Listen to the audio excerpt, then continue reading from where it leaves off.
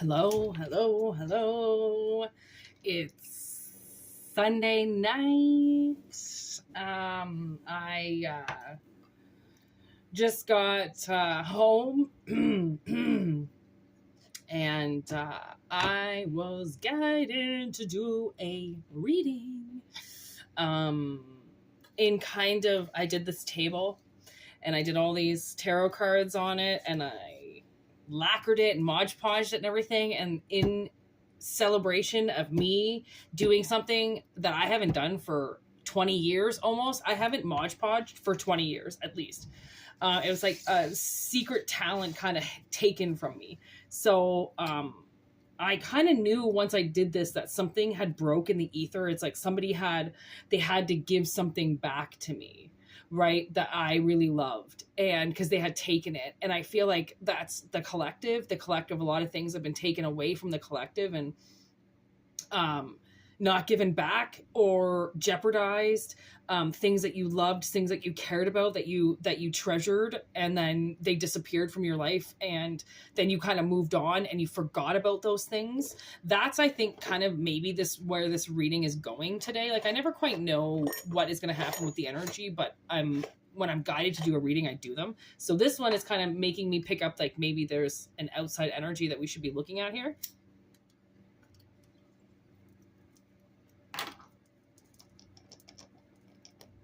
That possibly has to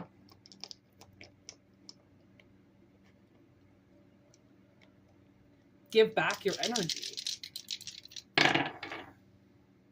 Oh, the dice roll so much better now that this is lacquered up. Woohoo! Okay, so we got Aries, 7th house, and we've got Mercury.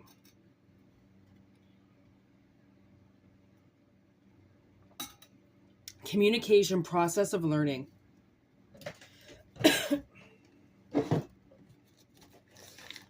Process of learning. It's like process of relearning, perhaps. Libra.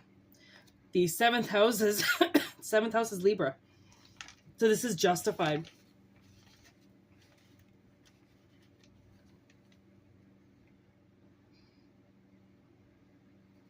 So the 7th house is opposite the 1st house. Where the 1st house is all about you, the 7th house is all about them.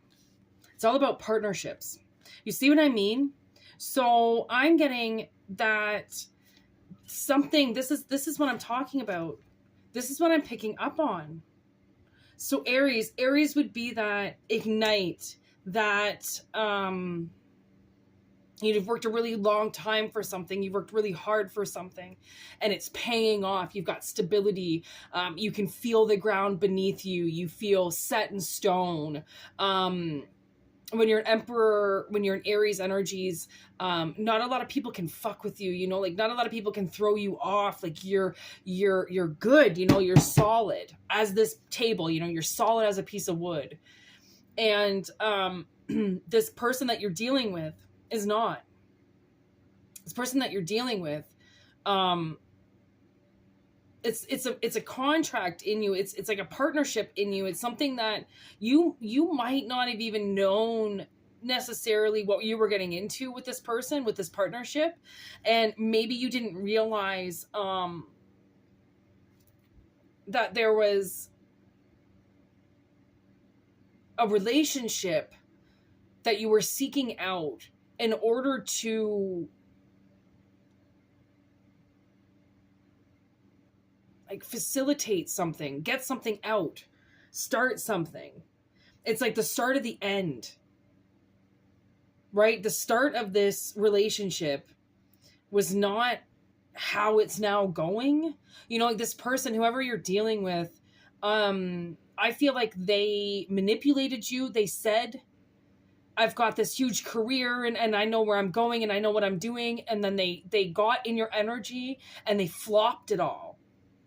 And I've had people in my life before with this, where I've met people along my path, and people who are in school or people, and then all of a sudden they just derail, and they go and they do something completely opposite, And I'm like, really? Like you never believed in that. You never cared about that. You were all logic. And now all of a sudden you're going to go to the artsy fartsy side of all of this. Like it's bullshit, you know, like, I'm getting this one girl who my sister and I were both friends with. She was originally my sister's friend, and then as we got older, she kind of became my friend because she couldn't manipulate my sister anymore. I was younger, so she could manipulate me.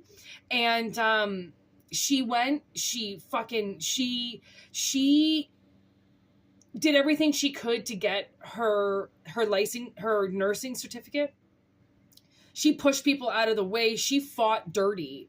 And obviously I don't speak to her anymore. She got married. She stole, you know, a husband and a couple of kids. Nobody liked this woman, okay? Until suddenly my sister and I were hanging out with her. Then all of a sudden she had guys around her. Then all of a sudden she was attractive to other people because she started using my magic and my sister's magic. Actually, there's a few people that I went to school with as a child who were ugly fucking ducklings, okay? And somehow, after hanging out with me for a few years, they were better looking, their skin was better, now they had a boyfriend, I still didn't have a boyfriend, now my looks are starting to go down the drain. It's like, you know, this reading is actually teaching me a lot. I feel like I'm learning a lot, because I'm getting brought these situations that I know obviously the collective is going through, or I wouldn't be talking about them. I wouldn't be wasting my time, okay, talking to you people about people that I went to high school with that, you know, did like beauty spells or some shit, or somehow was able to manipulate my energy or use my energy in some way to get something that they wanted. And okay, the Stranger Things deck is just staring at me. So let's see. What does this reading have to do about? What are we talking about here? What are we talking about? Give it to me in another analogy, if you can. Thank you, man. Page of Pentacles in reverse. Five of Strands.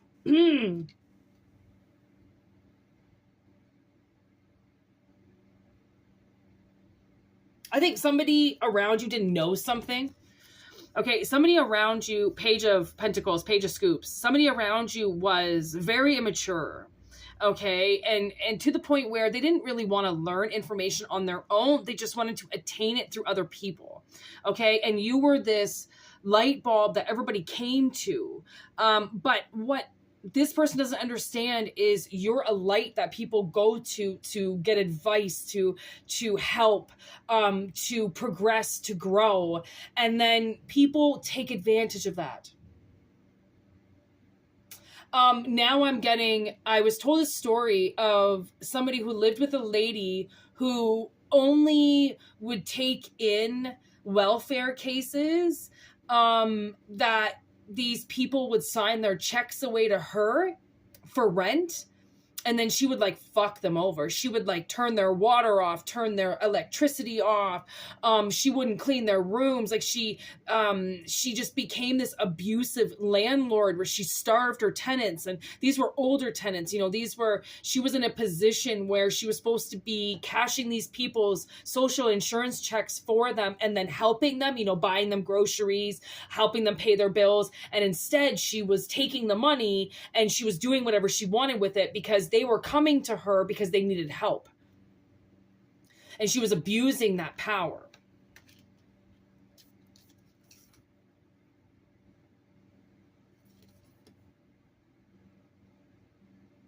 So Two of Cups in reverse.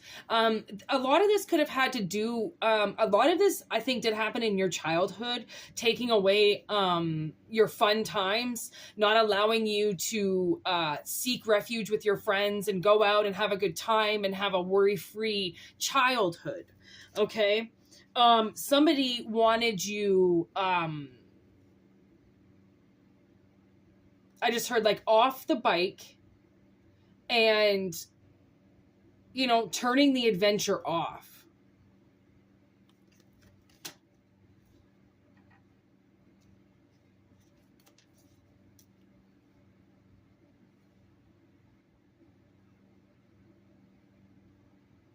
And there's the Emperor again. So the Emperor appears again.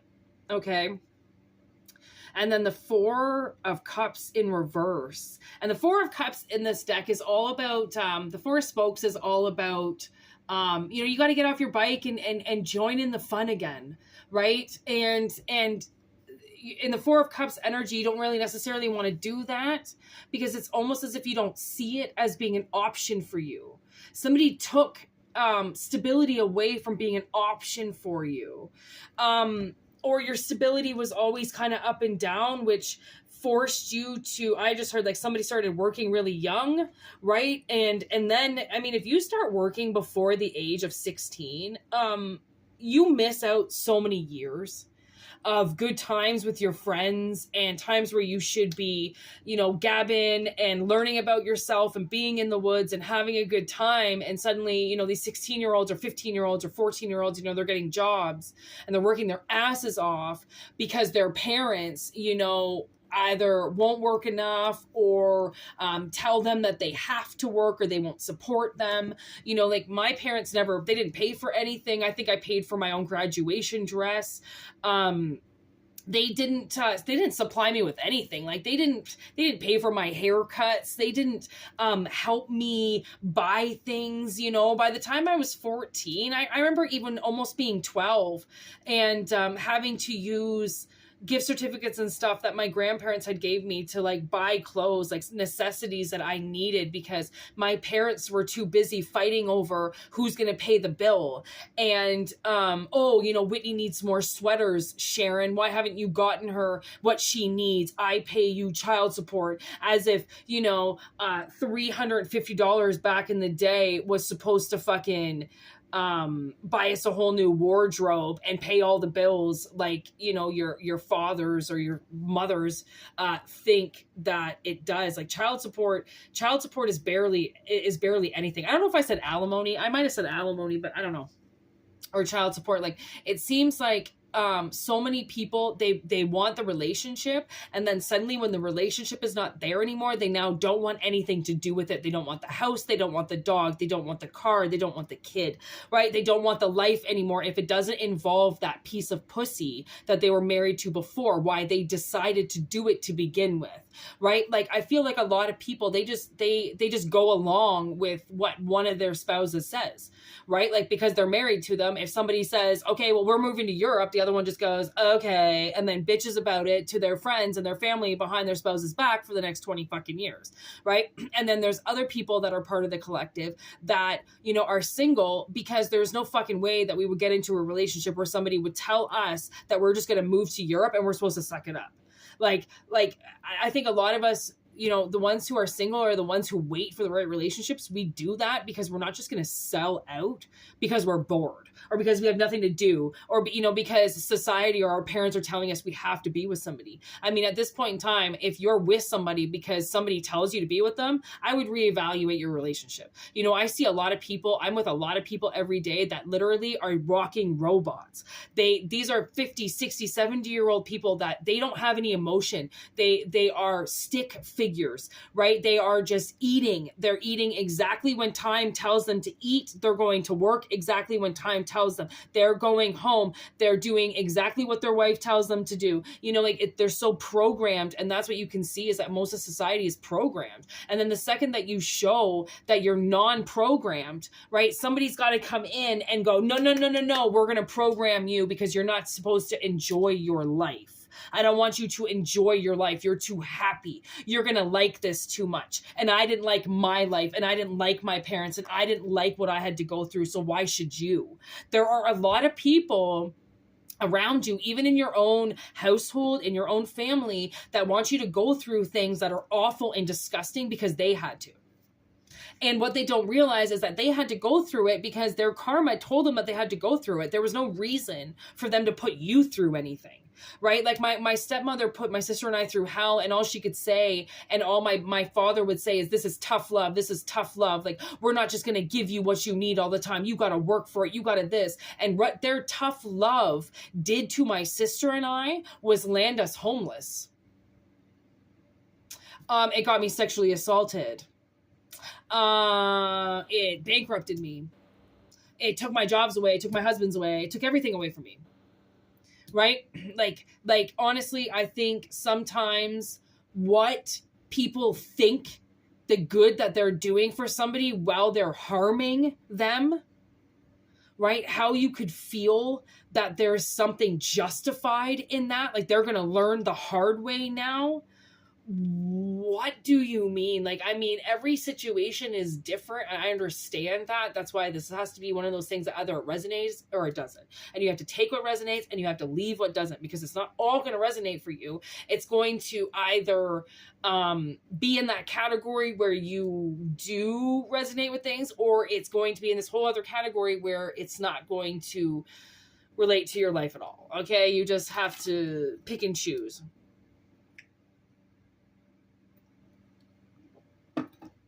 I'm getting this music in my head, and it's the music from the finale scene of Smoking Aces, where the cop, I forget his name, but in real life it's Ryan Reynolds.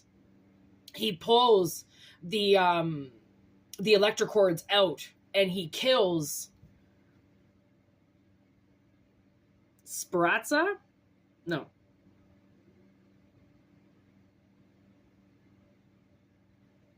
Anyways, he kills the mob boss and Aces Israel. So I still have cards here I haven't read. What do we got here? Oh my god, look at that. 7 of Cups with the Devil. That was just sitting underneath. Sitting on my table. I didn't even realize that there were still 2 cards there. So there it is. There's the faculty right there. Being confused over what these people wanted from you. Like, honestly, whoever this is, if it's a group of people or if it's one person, they work with a unit. You know, they work with a unit to hurt children. Right? And the way that I see this is, I mean, exactly what they did to 11. She had all these powers, right? And then they again, you know, like mankind has to step in and manipulate and abuse and judge, and then suddenly you have this free, vulnerable creature that is now working 24/7 because they've got a gift. Right? Like, what do they make those kids do all day, right? They're constantly testing them, working on them, trying to dissect them, okay, making them work harder on their crafts. And what can they do for us? What can they do for us? All of these adults abusing children to see what they can get out of it.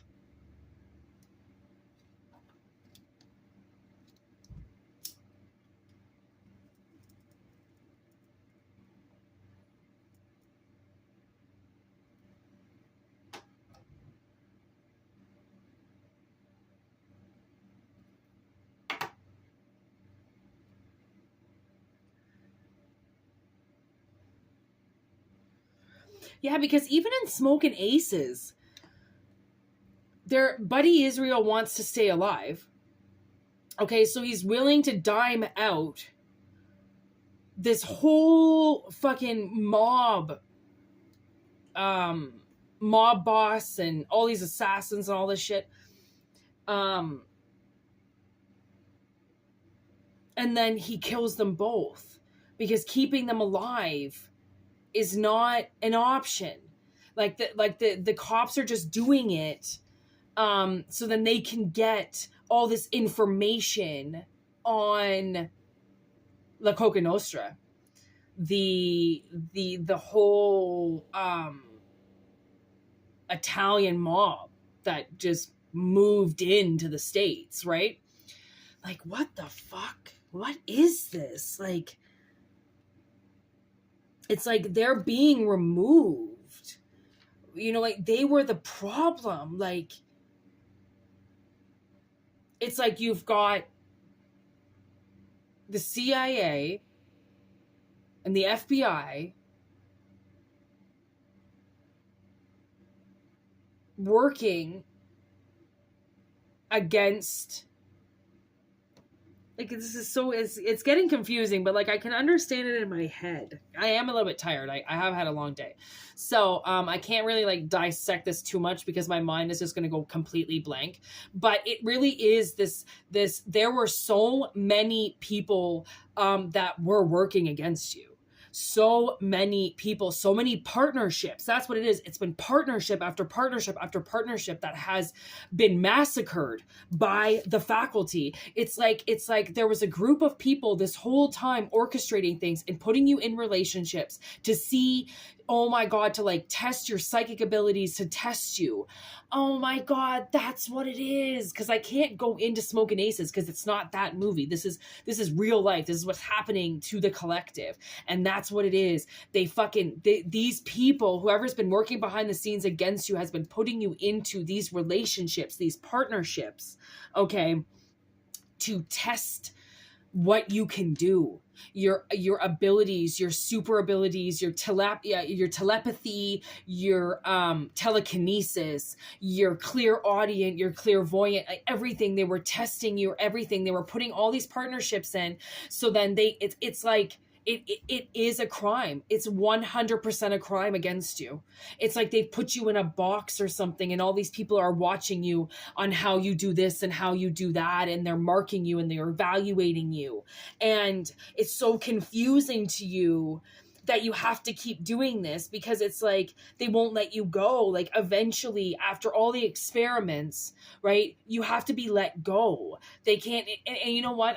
Now I'm getting this monkey that was released from these chemical labs. He'd been in them for 20 years, and he finally felt grass for the first time after being held captive, being tested on for 20 years. I mean, could you imagine how that monkey feels to be outside for the first time and not to be indoors? He's never even smelt fresh air. And that's the thing, is you've never, the right relationships have never even come near you. They haven't had a chance to come near you. How could they? You were being tested on. These weren't relationships that were going to get you anywhere. These were relationships that were going to make you freak out, test your anxiety, so they could keep things from you, keep you elevated, keep your heart rate up, keep you stressed out, keep you pissed off, keep you never moving, because they were never going to be relationships that were going to define time and bring you the extra mile. They were just relationships that can be watched. And that's what's so confusing about it, because that's not supposed to happen.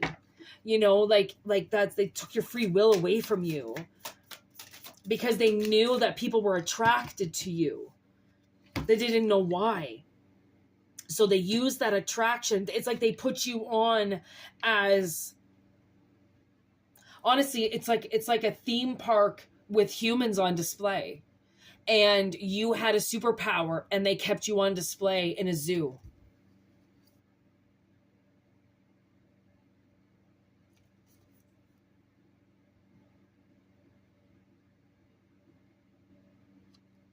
And honestly, you know what? I really feel like you get to walk through the door now. I feel like this you, along with many others, okay, get to go through this safe door, okay?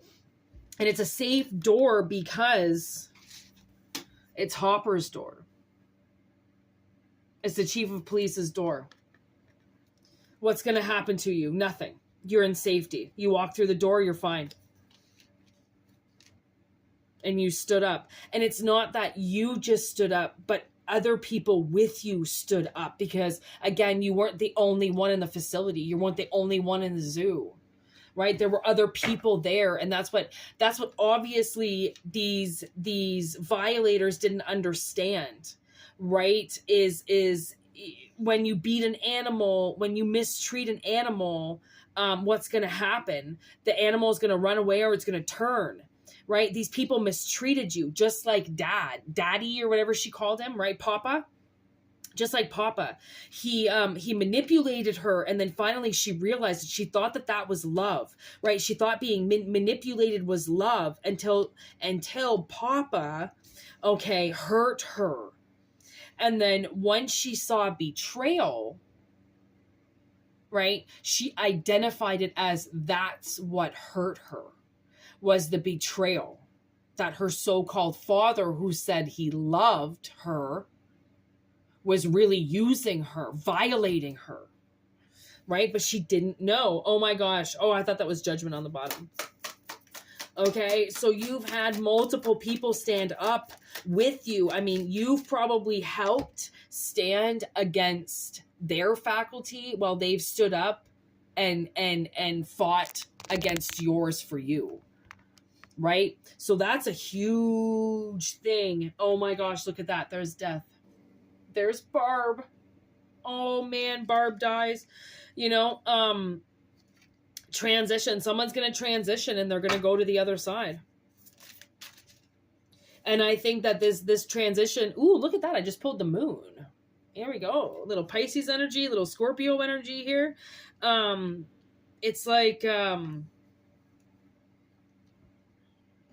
maybe you don't know what's going to happen when you go through this door, but your powers are going to ignite because you're going to it's like, you're going to stand up against this person and it works. It changes them.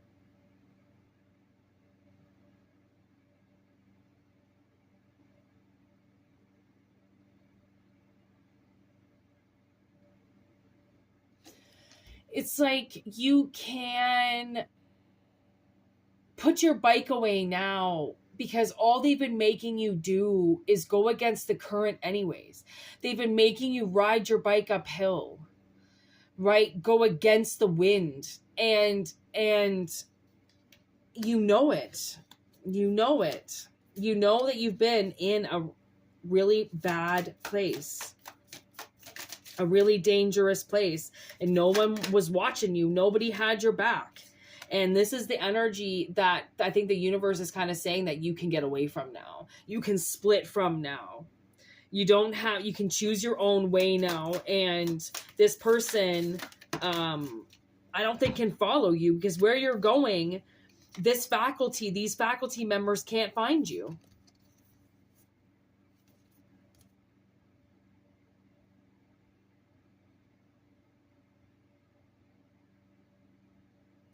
And, you know, oh man, this is a beautiful message. There is some very, very valuable treasure that's about to be revealed to you because of this, because of whatever this is that happened to you. Okay. Some treasure is going to be revealed that perhaps has been kept from you because of this faculty. It's like, oh my God, I think that's what it is you've been on display working at this theme park every day and you didn't realize that there was a paycheck that you got to pick up because someone's been taking your paychecks from you, right? But I don't think they could cash them, right? Or if they did cash them, now the universe is going to know that it wasn't you who cashed them. You didn't get it. You didn't get the paycheck. You didn't put them in your bank. So these, you know, this theme park is going to be like, oh, so you didn't get all the paychecks that we gave you? And you're going to be like, no, I didn't get anything. Well, little did you know, this theme park has been getting a compensation for you being there. And that's some incoming communication right there for somebody.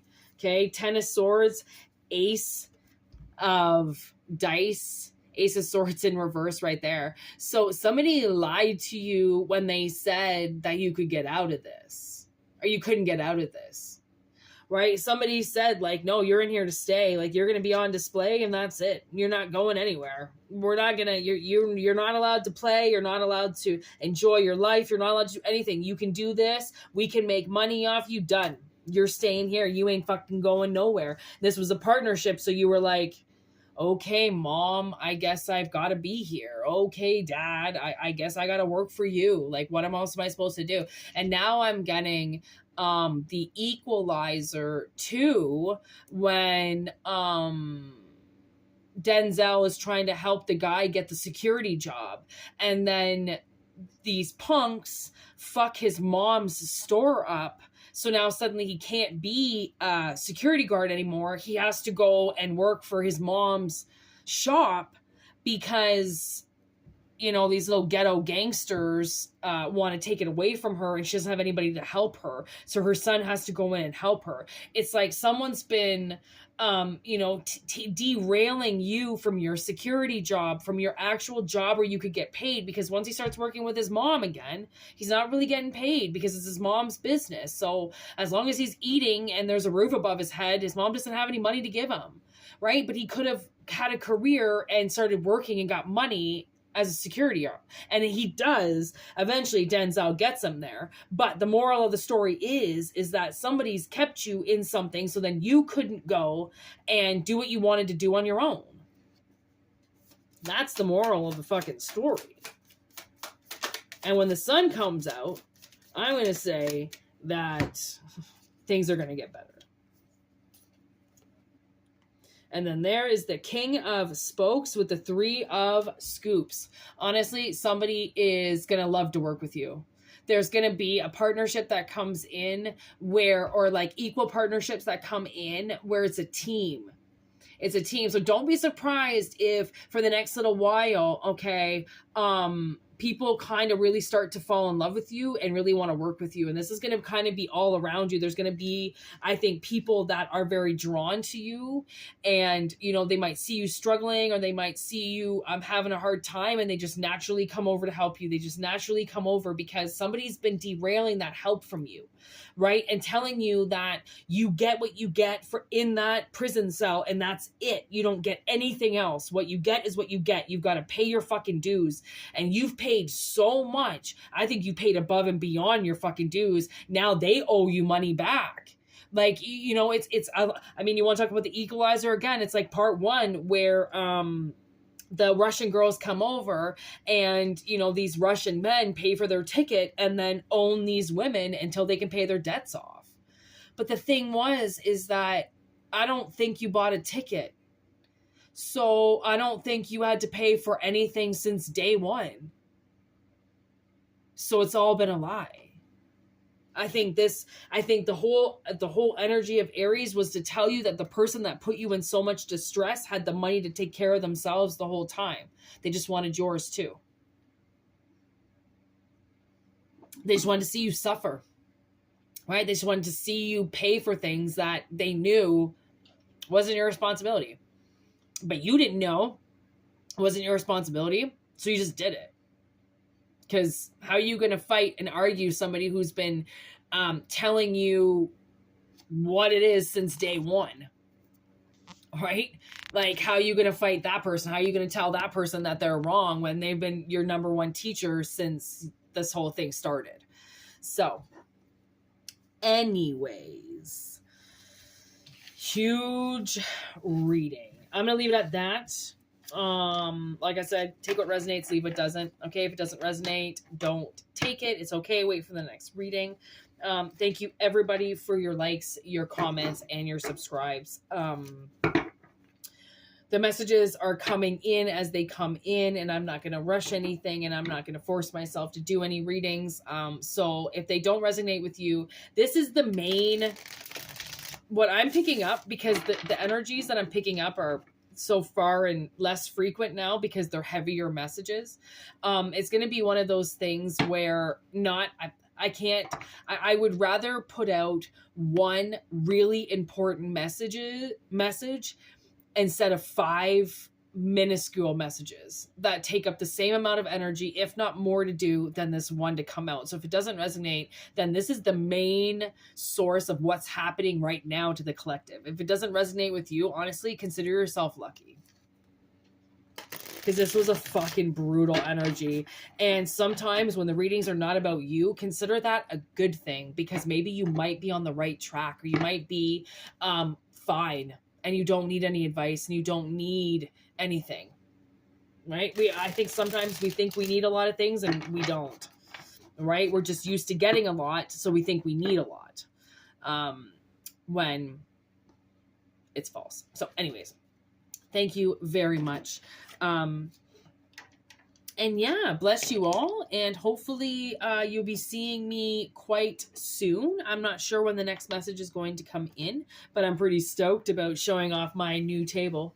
So I will be trying to do them as much as possible, I think. But anyways, yeah, peace out. Have a really good week. And Moonshine loves you.